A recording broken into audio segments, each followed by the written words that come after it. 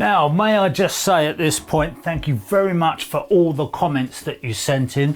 When I did the first one of these videos, which was on reverse circulation, I did inadvertently, because these aren't scripted and because I'm just trying to think on my feet, if you like, I did inadvertently give the impression that it was more common to have reverse circulation than it was to have a motorized valve letting by, which isn't right. It's probably more common to have the motorized valve. In fact, it's definitely more common to have the motorized valve letting by, and the way to solve that is to put a new valve on the system. But what I was trying to convey is that if it's not the obvious, and a lot of plumbers are just go for the obvious every time, if it's not the obvious, then that's the time to look at this issue of reverse circulation. And interestingly, one of the comments that we had from that video, on the bottom of that video, was somebody who had had British Gas in, and they'd spent a couple of days trying to solve this problem of the radiators getting warm when the hot water was on and not the central heating.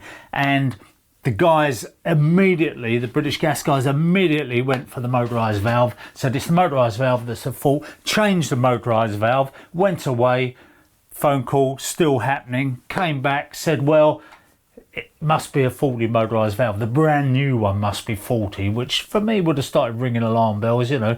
But then they changed the motorised valve again, drained the system down, and it still didn't do any good. It still didn't work.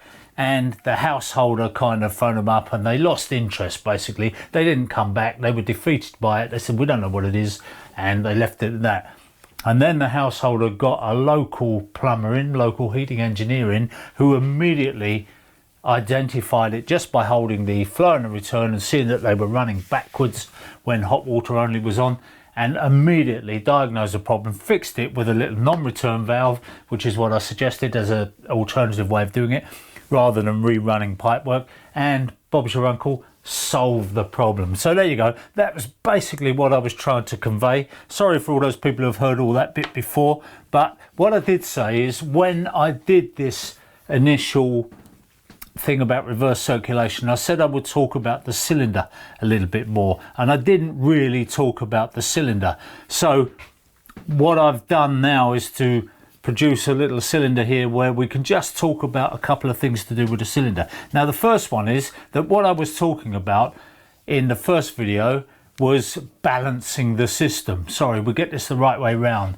I talked about balancing the system in the first video, reverse circulation in the second video. So when we go back to balancing the system, what I was saying is that you can balance the system up on the lock shield valves to try and get all the radiators on the system running evenly, so you're getting the even amount of heat out of them.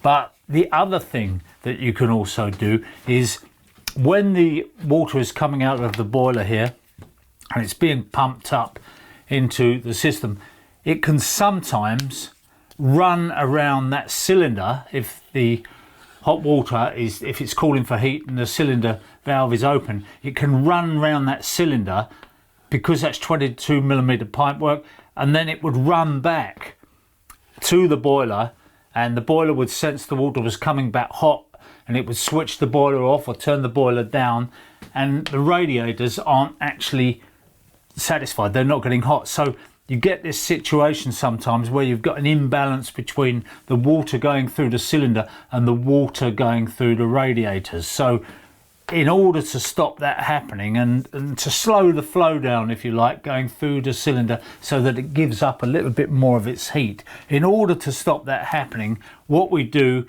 is we put a little lock shield valve or a ball fix valve on this cylinder return here, and then that can be choked down to get an even balance of water going through the cylinder and through the radiators. So just a very, very quick and simple thing.